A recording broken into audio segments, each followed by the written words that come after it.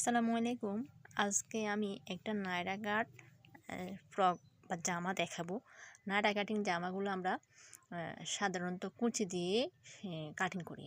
আর Naira cutting হলো আপনার কুচিওয়ালা, পাশ পাশ কাটা কুচিওয়ালা, এই যে প্রথম অংশ আলাদা, এইভাবে আর কি। আচ্ছা, যাই হোক, আমি আপনাদেরকে দেখাই। তো নায়রা কাটিং জামাটার জন্য আমি প্রথমে আলাদাভাবে প্রথম অংশটা কাটে নিলাম, ঠিক আছে। এই যে আমি প্রথম অংশটা এখানে আমি কত ইঞ্চি নিলাম আপনাদেরকে দেখাই একটু। এই যে এখান থেকে আমি এইখান পর্যন্ত আপনারা দেখতে পাচ্ছেন 14.5 ইঞ্চি। 14 ইঞ্চি। আমি এবার এই 14.5 ইঞ্চি নায়রা কাটিং জামাটা আমার সেলাই করার পরে অবশিষ্ট 13 ইঞ্চি থাকবে। তো আমি সবসময় বাড়তি নিই, এটা নতুন করে কিছু বলা নেই, আপনারা এরকম সবসময় বাড়তি নেবেন। বাড়তি নিলে তাহলে কি সমস্যা হয় না, সেলাই খোলে না, বা কাস্টমার কখনো যদি বাড়তি করতে চায় বা আপনার একটু পোশাকটা একটু ছাড়তে চায় তাহলে সে ছাড়তে পারবে। আর বাড়তি কাপড় যদি না থাকে তাহলে সেই কোথায় থেকে ছাড়বে। আর এখানে তার বডিটা আছে কত আপনার 17 ইঞ্চি, তাই 8.5 এখানে যদি হয় 8.5 দুগুণে কত 17 ইঞ্চি। তাহলে এখানে আমি আর বাড়তি, এই যে আপনারা দেখতে পাচ্ছেন এখান থেকে এখানে বাড়তি এই যে 2 ইঞ্চি আমি বাড়তি নিলাম, 2 ইঞ্চি। আপনারা এরকম বাড়তি 2 ইঞ্চি নেবেন। এবার আসি আমরা, এই যে আমাদের নায়রা কাটিং জামার জন্য আলাদা কি পার্ট কেটে নিতে হবে, অবশ্যই আলাদাভাবে প্রথম পার্টটা কেটে নিতে হবে। প্রথম পার্ট আমাদের কাটা শেষ হয়েছে, এবার আমরা দ্বিতীয় পার্ট কাটবো। এই যে দ্বিতীয় পার্ট কাটার জন্য আমি আমার এখানে কি, তো দ্বিতীয় পার্ট কাটার জন্য আমি ওই যে প্রথম অংশের এই যে কোমরের মাপটা, এই কোমরের মাপে আমি দ্বিগুণ কাপড় নিলাম এখানে কুচির জন্য অবশ্যই আপনারা যতটুকু কাপড় আছে, মানে যে এই কোমর পাড়ে যতটা কাপড় আছে যতটুকু হয় এর থেকে আপনারা কি নেবেন, ডাবল নেবেন। তো আমিও এখানে আপনাদের মতো আমিও এখানে কি করলাম, ডাবল নিলাম। তো আমি এই ডাবল কাপড়টা নিলাম কী জন্য, কুচির জন্য।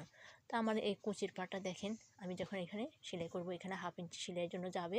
তো অবশিষ্ট কাপড়টা কি এই যে কুচির লাইন।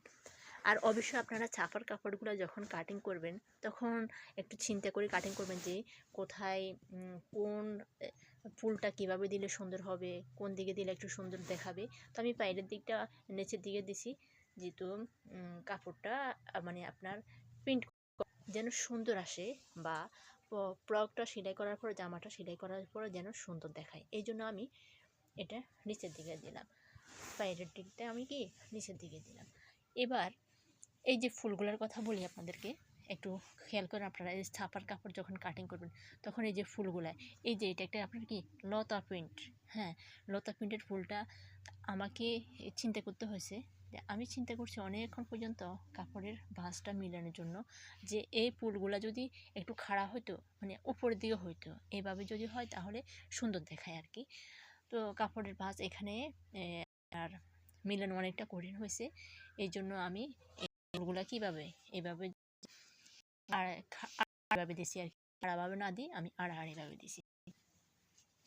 এবার আমি আপনাকে বলি, নায়রা কাটিং জামা কাটিং করার পরে বা সেলাই করার পরে আমরা যখন এই পর্যন্ত সেলাই করবো, তা আমাদের এই কোমর লাইনে এখানে কি দিব, আমরা একটা ফিতা দিব, ফিতার মাথা কয়েকগুলা ফুল দিব। তো আমি ফুলগুলা কীভাবে বানাবো আপনাদেরকে অবশ্যই আরেকটি ভিডিওতে শেয়ার করব, কীভাবে এই যে কাপড়ের ভিতরে আপনারা ফুলগুলা সেট করবেন। তো এই পর্যন্ত আমাদের জামার কাজটা সম্পূর্ণ। এই পর্যন্ত অবশিষ্ট আমাদের কি আছে, হাতার কাজটা বাকি আছে। তো এখানে এর হাতাটা কি, হাতাটা সাইজ ছিল কি আপনার এখানে অনেকগুলো কুচির জন্য আর কি, যে কুচি দেওয়ার জন্য। তো আমি কুচি দেওয়ার জন্য আর কি করলাম, এই যে হাতাটা আমি শেপটা করে নিলাম।